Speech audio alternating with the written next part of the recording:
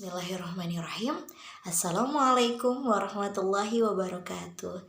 Wilujeng enjing sadayana barudak. Kumaha damang? Alhamdulillah. Mugia barudak selalu aya dina lindungan Allah Subhanahu wa taala. Amin. Hatur nuhun barudak anu kamari atos ngintunkeun tugasna ka ibu.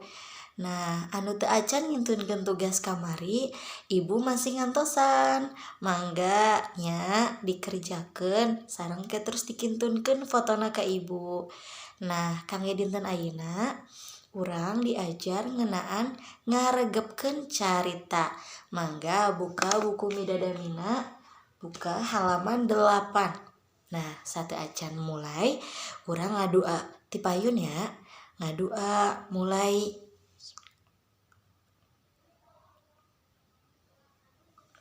rengse.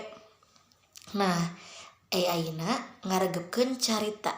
Nah, di dieu dibacanya ku barudak sadaya ti nomor 8 dugi ka nomor 8. Dibaca ku barudak, dipahami, diregepkeun.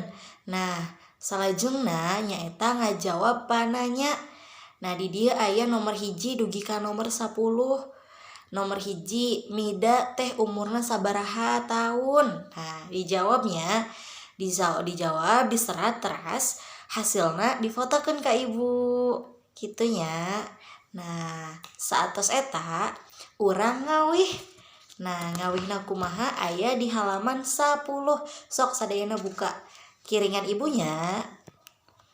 Ayo sareng-sareng. Judulna Panangan Abdi.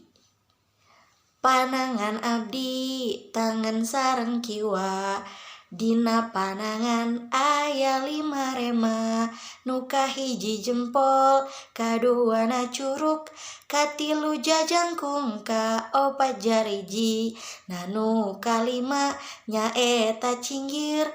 Panangan abdi, ieu panangan abdi. Kumaha? Tiasa? Nah, tiasa diulang deui. Teras coba ayo kumaha nu kahiji naon? Jempol. Rema nu kahiji jempol, nu kadua curug, nu katilu jajangkung, nu kaopat jariji, nah nu kalima nyaeta cinggir. Tos pahamnya barudak sadayana insyaallah.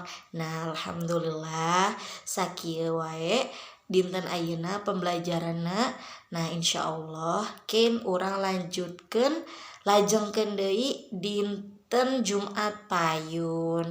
Nah, sakitunya barudak. Nah, ieu anu lagu Panangan Abdi atau ngawih Panangan Abdi tiasa voice note-na dikirim ka ibu.